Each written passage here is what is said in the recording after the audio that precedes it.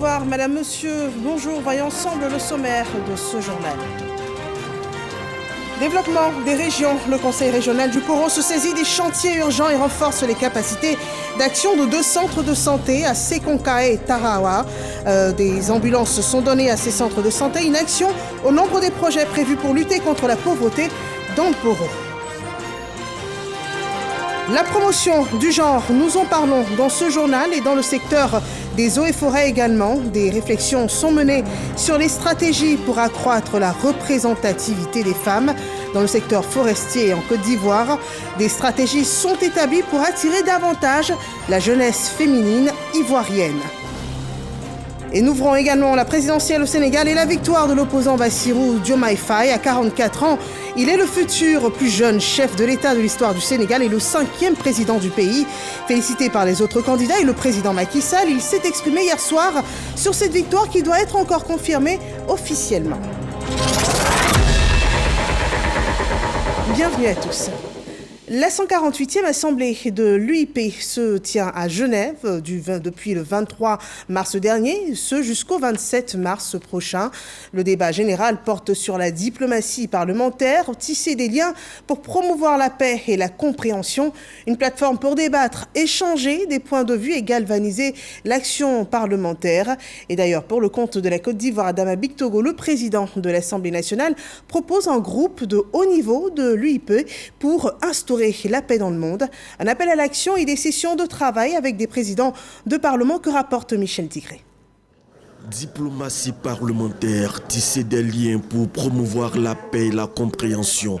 Au perchoir de la 148e Assemblée de l'Union interparlementaire, le président de l'Assemblée nationale donne la position de la Côte d'Ivoire sur le thème de ses assises. La diplomatie parlementaire doit être une force motrice pour l'établissement d'un ordre de paix et de compréhension.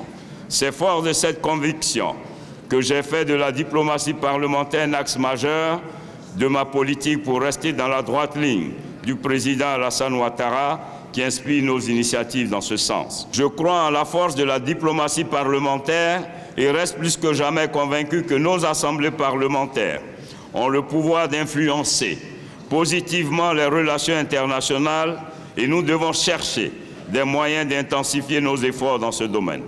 Et Adama Bictogo de clore son discours avec une piqûre de rappel. La Côte d'Ivoire, championne d'Afrique de football, avec à sa tête le capitaine Alassane Ouattara, vous dit merci. Après son intervention au débat général, Adama Bictogo a enchaîné les rencontres avec plusieurs de ses homologues présents à Genève. La délégation ivoirienne a par ailleurs eu une séance de travail avec le secrétaire général de l'Union interparlementaire. Le secrétaire général qui organise donc le comité pour l'organisation donc de la réunion des parlements du monde en 2025 a bien voulu donc que je sois parmi les 5 représentants de l'Afrique et j'ai voulu donc venir lui exprimer cette gratitude du fait donc de m'avoir désigné parmi les 5 présidents de Parlement. J'ai eu l'occasion de saluer la présence active de son Excellence dans les instances de l'Union, d'être un champion de la diplomatie parlementaire qui aujourd'hui a le potentiel d'apporter des solutions pérennes aux problèmes qui minent le monde.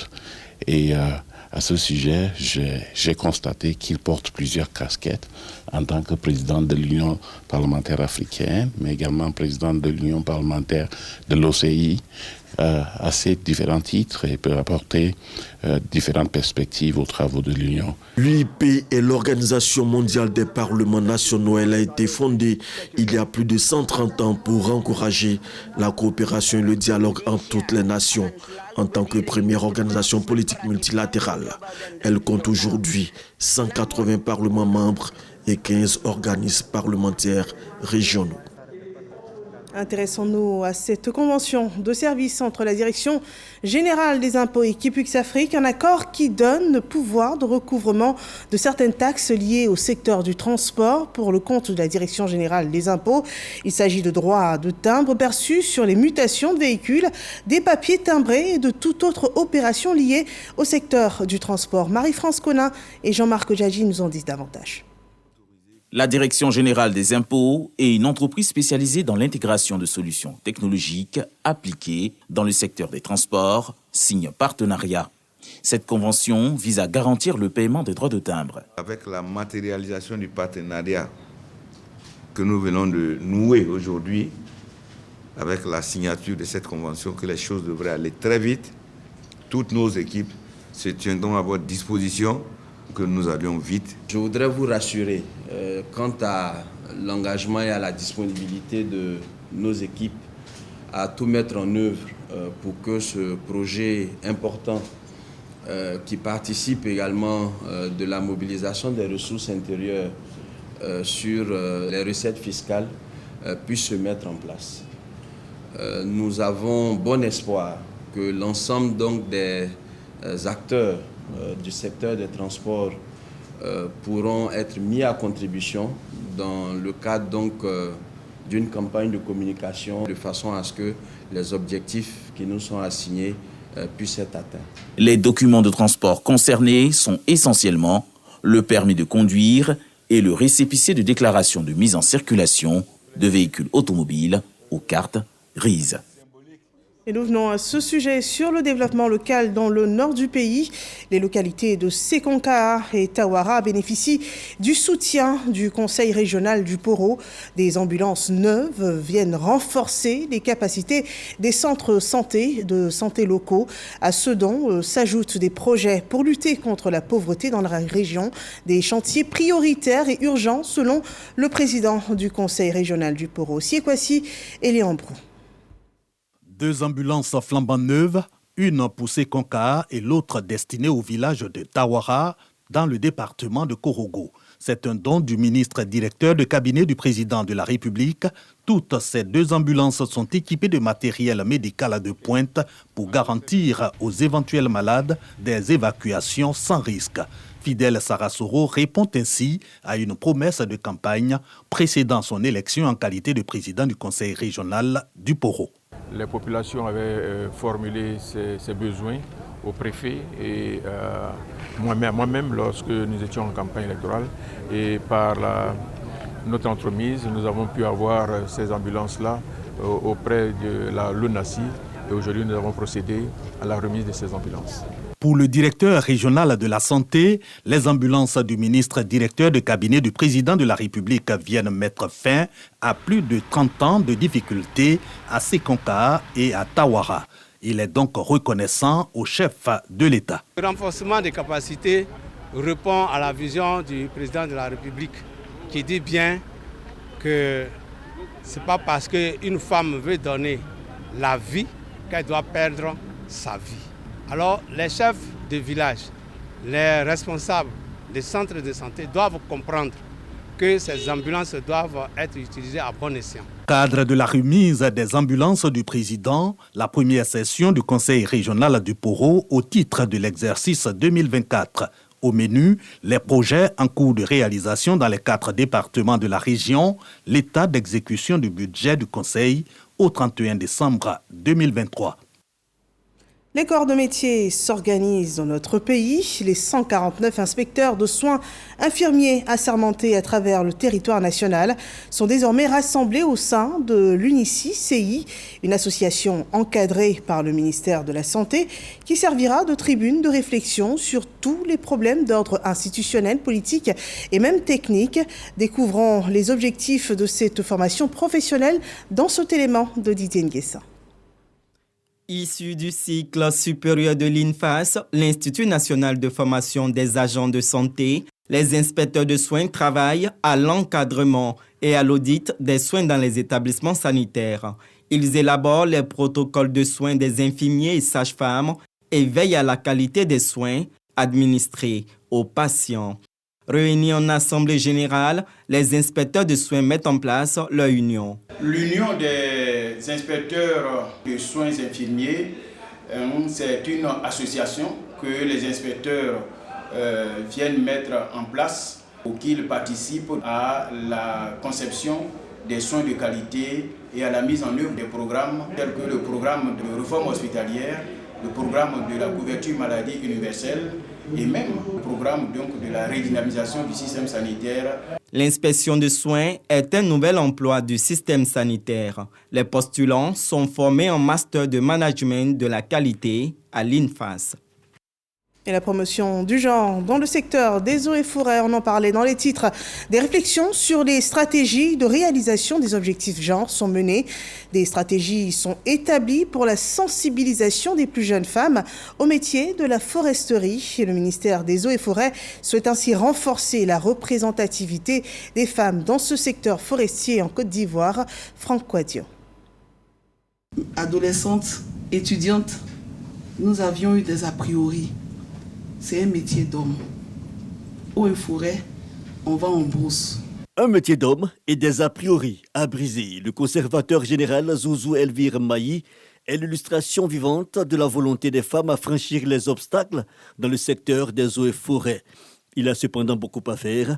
Le secteur enregistre 5000 agents, dont 15% de femmes. Depuis 2017, la mise en avant de la compétence féminine s'est accentuée avec l'élaboration d'un audit genre en août 2023. Ces travaux de 2 jours ont pour objectif la validation du rapport provisoire proposé par les experts. De l'évaluation qu'on a eu à faire, on se rend compte qu'il y a très peu de femmes qui viennent au ministère des Eaux et Forêts. Et surtout pour occuper les postes de responsabilité, il faut que les femmes soient à un certain niveau d'études. Aujourd'hui, quand on fait le point, on n'a qu'une vingtaine de femmes ingénieurs des eaux et forêts. Donc, c'est-à-dire la proportion de femmes qui peut atteindre les postes de direction est encore très faible.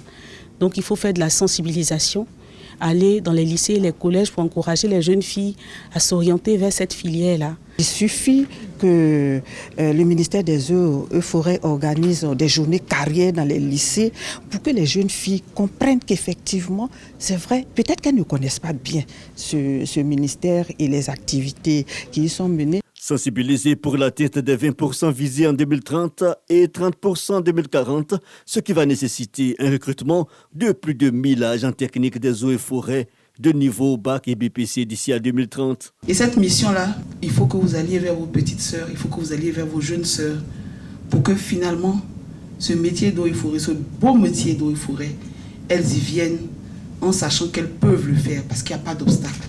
Tenir et devenir les futurs généraux conservateurs ou encore chefs d'inspection, voire chefs de cantonnement dans le secteur forestier. Notons que la promotion des compétences féminines avait été objet de conditions prioritaires dans la réalisation de l'accord de partenariat volontaire entre la Côte d'Ivoire et l'Union européenne signé à Bruxelles en février 2024. Et voilà, donc davantage de femmes dans ce secteur forestier, c'est un peu lutter et réduire considérablement les violences et discriminations faites aux femmes.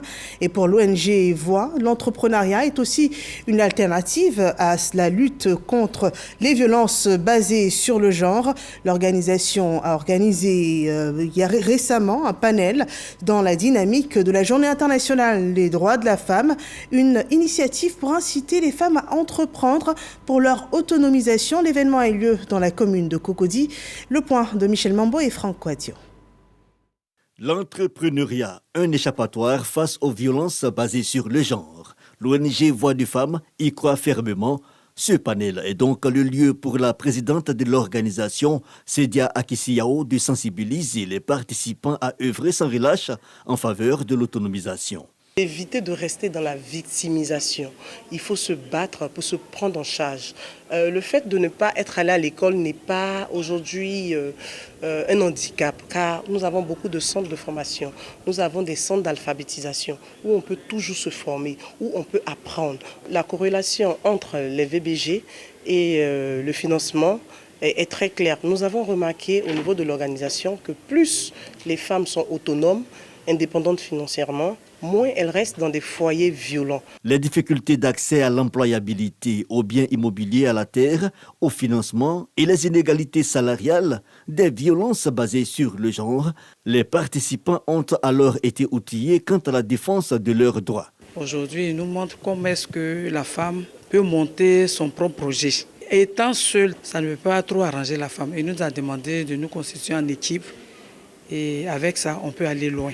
Il y a des opportunités qui sont disponibles pour elles, notamment au plan financier, comment bénéficier de fonds qui existent pour pouvoir entreprendre ou renforcer une activité qui est déjà en cours. C'est très important que les femmes puissent bénéficier des opportunités à leur faveur. Investir en faveur de la femme, accélérer le rythme, thème au cœur de la rencontre. Faire progresser le leadership des femmes, c'est davantage faire bouger les lignes sociales, donner une place, un pouvoir de décision à la femme.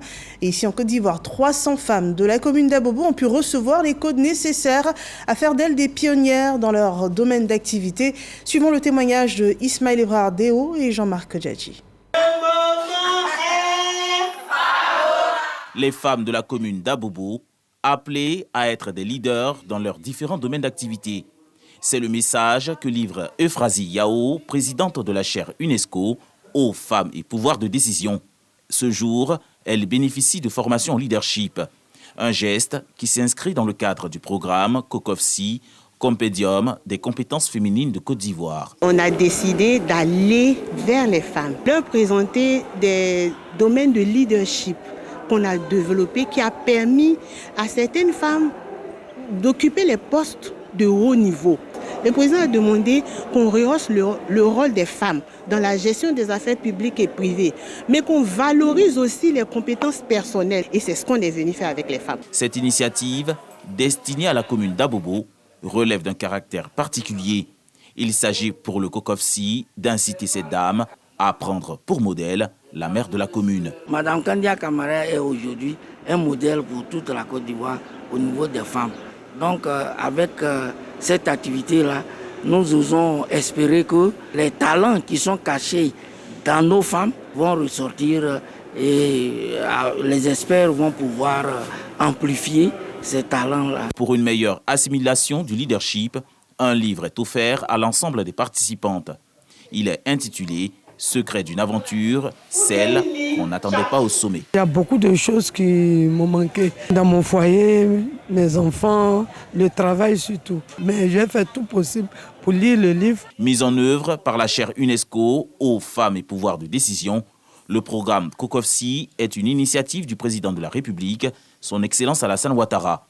Il vise à promouvoir des modèles de développement basés sur l'excellence, l'équité et la diversité. Le Ramadan est à sa 3e semaine ici en Côte d'Ivoire.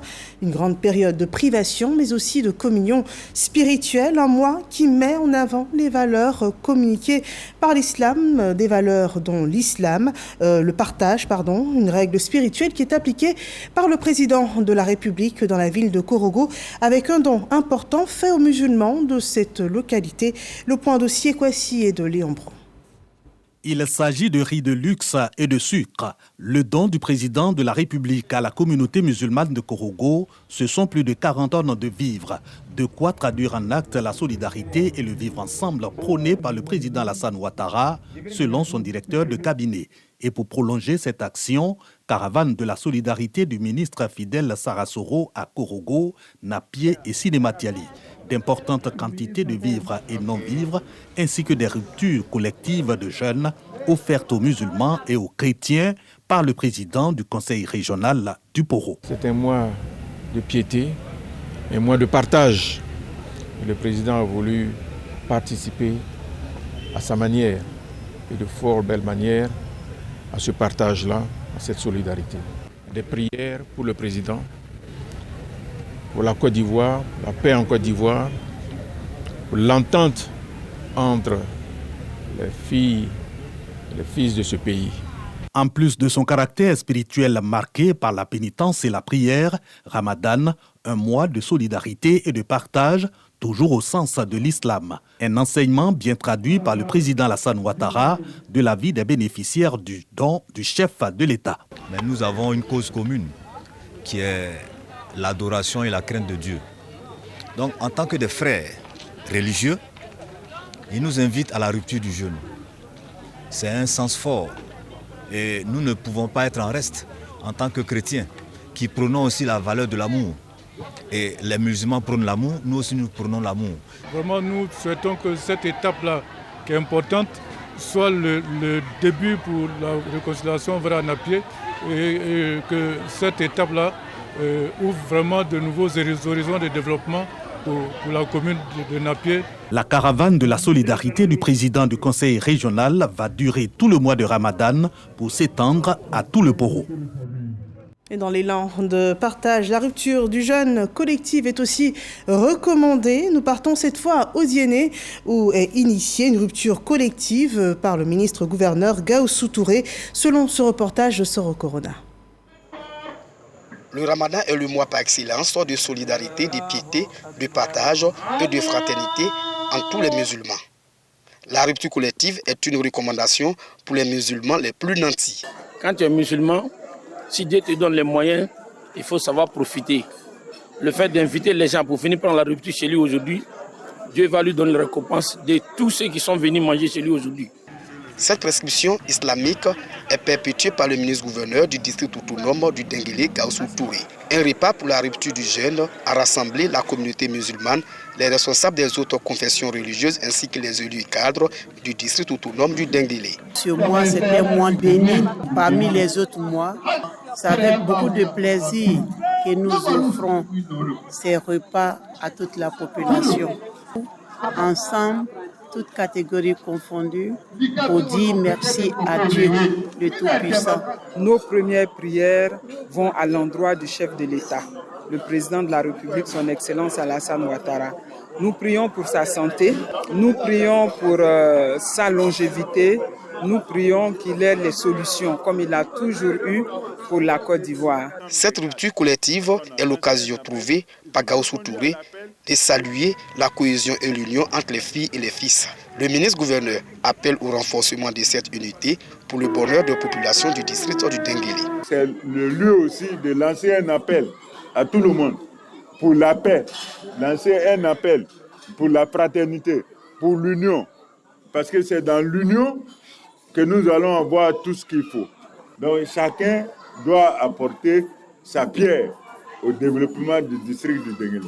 La rupture collective est aussi un moment de convivialité et de fraternité entre les musulmans et non-musulmans. Le mois du Ramadan est le 4e pilier de l'islam. Et voilà, donc on vient de le voir, rupture collective, dont acte de solidarité qui cadre bien avec les recommandations de l'islam pour cette période de pénitence, cette période de Ramadan. Et à Boaké, le maire Amadou Koné ne déroge pas à la règle, il apporte des vivres aux musulmans, ce point de Kader Sogodogo. Des sacs de riz et de sucre en grande quantité pour une grande distribution aux musulmans de la commune de Boaké. Le don est du ministre Amadou Koné. En sa qualité de premier magistrat, il s'inscrit dans un élan de solidarité vis-à-vis de la communauté musulmane qui observe depuis quelques jours le jeûne du Ramadan. Des bénéficiaires sensibles à cette marque de générosité. À chaque mois de carême comme ça, il nous offre ça à tout moment. Ça accompagne pour le président et son vice-président. Alors donc, on remercie tous les cadres dans la région de Boaké. On remercie Monsieur le ministre Amadou Koné. Nous sommes très contents, très fiers de lui. Vraiment bonne chance pour lui. Que Dieu le bénisse. Solidarité et partage, des vertus prônées par le donateur. Boaké doit être une terre de générosité et de solidarité. Tel est le sens de mon engagement. C'est pourquoi je voudrais en cette période de Ramadan vous encourager tous, notamment les cadres, à méditer les valeurs de partage et de compassion, à vous engager activement dans des actions de bienveillance, de bienfaisance et à œuvrer ensemble pour bâtir un avenir meilleur pour notre ville et ses habitants. Guide religieux, chef de communauté, administration, des grandes familles. Tous ont été pris en compte dans ce don. Je vous propose de suivre à présent d'autres actes de générosité et de solidarité, toujours dans le cadre du mois de Ramadan. Mosquée de la communauté musulmane de la Riviera 3. Des vivres et non-vivres sont distribués aux fidèles. Il s'agit de la traditionnelle opération Nourriture pour tous qui existe depuis une dizaine d'années. C'est un plaisir renouvelé de répondre à l'appel du prophète Mohammed sallallahu alayhi wa sallam, qui a exhorté toute la communauté à faire preuve de générosité et de solidarité pendant ce grand mois de Ramadan. C'est environ 300 kits de repas chauds qui sont distribués chaque soir dans notre mosquée. Du sucre, du riz, du lait et de l'huile auquel s'ajoute une enveloppe pour chaque bénéficiaire. Koné Largaton, cadre du RHDP et fils de la cité du Tchologo, fait des dons aux chrétiens et musulmans de la région. On remercie le Tout-Puissant, notre frère, qui a envoyé ce riz et puis sucre pour venir donner aux musulmans de Ferké. Que Dieu bénisse le donateur et que, en tout cas, tous ces dons-là, je pense que nous allons les transporter fidèlement à ceux donc, qui doivent en bénéficier. Pour Koné Largaton, se soutient la matérialisation des valeurs de partage prescrites par les Saintes Écritures, mais aussi la mise en œuvre d'un vœu cher au président de la République, une Côte d'Ivoire solidaire et riche de ses diversités communautaires. Voilà, les communautés chrétiennes et musulmanes observent toutes deux une grande période de privation en ce moment. Les communautés chrétiennes qui achèveront cette semaine, mais poursuivront les musulmans. Et dans ce cadre, dans le cadre de la solidarité et du partage, le maire Mariatou Koné de Boundiali apporte aux communautés chrétiennes et musulmanes 50 tonnes de vivres composés de produits de première nécessité. Un don pour permettre aux fidèles de ces deux communautés religieuses de passer un temps de carême et de jeûne dans la joie. Le reportage de Djeneba Ouattara et Charles Tatou. Les actions de générosité, de partage et de solidarité se multiplient en faveur des fidèles chrétiens et musulmans en cette période de carême et de jeûne. À Boundiali commune, région de la Bagoué, la ministre de l'Éducation nationale et de l'alphabétisation, maire de la dite commune, s'inscrit dans cette dynamique. Mariatou Koné fait don de 50 tonnes de vivres aux communautés chrétiennes et musulmanes. Donc composés essentiellement de riz, de sucre, d'huile de table, de lait et de pâtes alimentaires. La remise officielle des vivres a eu pour cadre l'hôtel communal de la ville, en présence des autorités administratives. Un élan de solidarité devenu une tradition en cette période de prière, de pénitence et de recueillement. Pendant cette période de grande spiritualité, nos frères et sœurs démunis ont besoin d'être soutenus. C'est dans cet esprit que chaque année, la mairie de Boundiali organise cette cérémonie de partage pour permettre aux frères et sœurs de profiter pleinement du mois de Ramadan, mais également du carême chrétien. Nous souhaitons que Dieu agrée leurs jeûnes et leurs prières. Les bénéficiaires traduisent leur reconnaissance pour ce geste social. C'est un soulagement parce que ça va contribuer aux dépenses quotidiennes. Actuellement, tous les denrées que nous avons vus, c'est des denrées qui sont fortement sollicitées pour le jeûne du mois de Ramadan. On est très contents. Il y a des gens même qui n'ont même pas quelque chose à couper Karim. Aujourd'hui, elle est venue nous donner tout. Ça nous fait chaud au cœur parce que c'est un temps de partage. En tant que croyante aussi, c'est un geste fort de sa part. La première magistrate de la commune, Mariatou Koné, demande aux guides religieux de prier non seulement pour la paix et la cohésion sociale en Côte d'Ivoire, mais également pour le président de la République, Alassane Ouattara, pour la réussite de sa mission. Et l'actualité hors de chez nous, au Sénégal, Bassirou Diomaye Faye, candidat souverainiste, arrive en tête de l'élection présidentielle dès le premier tour. À 44 ans, il est le futur plus jeune chef de l'État de l'histoire du Sénégal et le 5e président du pays. Et si les résultats officiels n'ont pas encore été rendus publics, celui qui se considère comme étant le candidat de la rupture a pris la parole hier soir après avoir reçu des félicitations de Macky Sall, le président sortant. Bassirou Diomaye Faye a indiqué indiqué que ces chantiers prioritaires seraient la réconciliation nationale, la refondation des institutions et l'allègement sensible du coût de la vie au Sénégal. Il s'engage aussi à gouverner avec humilité dans la transparence, à combattre la corruption à toute échelle dans son pays. C'est ici que s'arrête cette édition d'information. Merci de nous avoir suivis. L'info revient à 15h sur RT1. D'ici là, portez-vous bien et excellent après-midi chez vous.